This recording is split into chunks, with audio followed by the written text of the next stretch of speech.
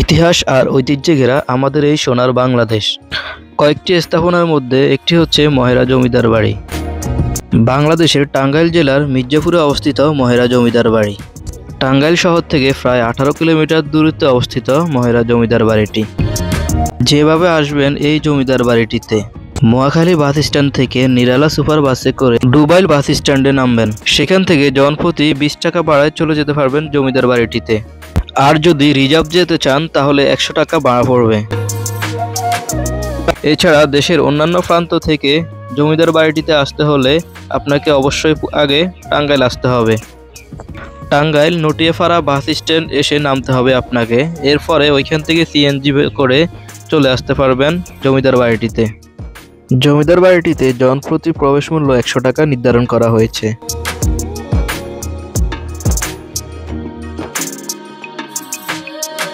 এখানে আসলে আপনি বেশ কিছু হরিণ দেখতে পারবেন। হরিণগুলোর সাথে মনের আনন্দে অনেকটা সময় কেটে দিতে পারবেন।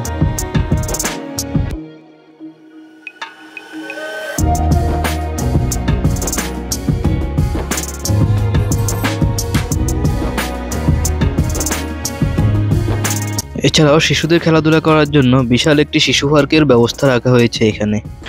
প্রায় 8 থেকে 10টা রাইড আছে বাচ্চাদের খেলাধুলা করার জন্য এখানে।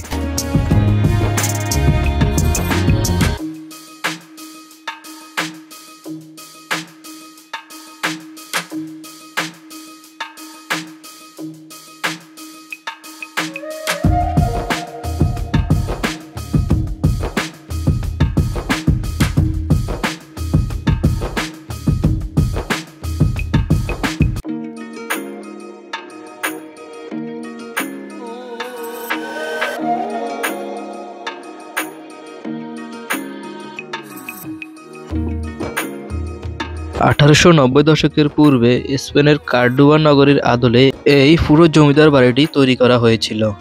ব্রিটিশ শাসনের শেষের দিকে জমিদার শাসন বাতিল হয়ে যায় এবং পরবর্তীতে 1947 সালে দেশ বিভাগের পর জমিদারদের অধিকাংশই ভারতে চলে যান। অবশিষ্ট যারা ছিলেন তারা 1971 সালে স্বাধীনতা যুদ্ধের সময় হানাদার বাহিনীর নির্মম আক্রমণের শিকার হন। পাক হানাদার বাহিনীর নির্মম আক্রমণে জমিদার বাড়ির কুলবধূ যোগমায়া রায় চৌধুরী সহ 5 জন মারা যান। মুক্তিযুদ্ধ চলাকালে জমিদার বাড়িটি পাকিস্তানি সেনাবাহিনী ও রাজাকারদের ক্যাম্প ছিল। স্বাধীনতার পর হতে পরিত্যক্ত জমিদার বাড়িটি পুলিশ ট্রেনিং সেন্টার হিসেবে ব্যবহৃত হচ্ছে। স্বরাষ্ট্রমন্ত্রী আব্দুল মান্নান ট্রেনিং সেন্টারটি আনুষ্ঠানিকভাবে উদ্বোধন করেন।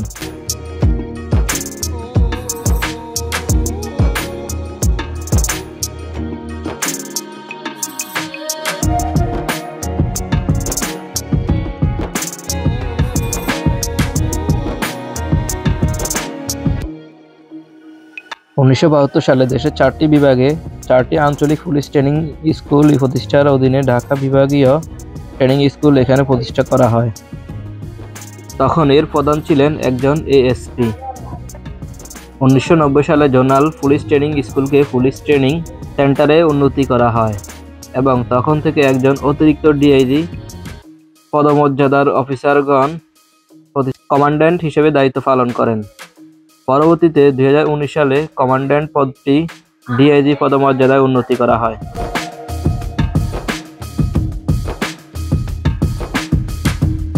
1890 সালে জমিদার বাড়িটি নির্মাণ করা হয়।